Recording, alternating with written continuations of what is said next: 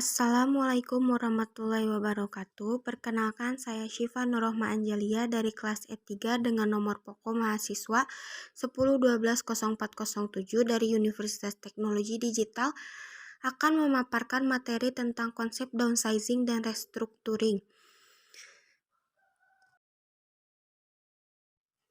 Agenda yang pertama ada konsep downsizing dan restructuring, ada pengertian dari downsizing, lalu yang kedua pengertian restructuring itu sendiri. Pengertian downsizing adalah pengurangan tenaga kerja perusahaan dengan cara memberhentikan pekerja atau menghapus divisi yang dianggap tidak produktif untuk suatu perusahaan. Menurut laman The Balance Career, downsizing adalah sebuah kondisi perusahaan memberhentikan beberapa karyawan pada saat yang sama untuk menghemat uang.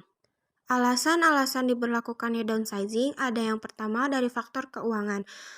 Terjadi apabila kondisi perusahaan yang tidak stabil atau penurunan produksi. Lalu yang kedua ada perubahan manajemen. Alasan downsizing terjadi apabila pemimpin baru melakukan evaluasi dan memutuskan untuk downsizing. Lalu yang ketiga, penggabungan perusahaan. Penggabungan ini terjadi tumpang tindih karyawan dan tanggung jawab. Lalu yang keempat, ada perkembangan teknologi. Peralatan yang canggih yang membuat proses produksi menjadi lebih efisien. Jadi, tenaga manusia akan dikurangi apabila perkembangan teknologi semakin maju. Ada beberapa jenis-jenis downsizing. Yang pertama ada pengurangan tenaga kerja, lalu penataan uang perusahaan, dan yang terakhir ada penataan uang sistem. Dampak downsizing bagi perusahaan adalah perusahaan menjadi lebih sulit untuk bangkit kembali walaupun membantu perusahaan untuk berhemat. Lalu perusahaan bisa berujung pada kebangkrutan dan penurunan produktivitas. Lalu yang ketiga, kehilangan karyawan yang mungkin saja berpotensi bagi perusahaan. Yang keempat, ada karyawan yang dipertahankan terpaksa menanggung beban kerja berlebihan, bahkan bisa sampai stres. Lalu yang terakhir, menurunnya loyalitas karyawan dan pengunduran diri.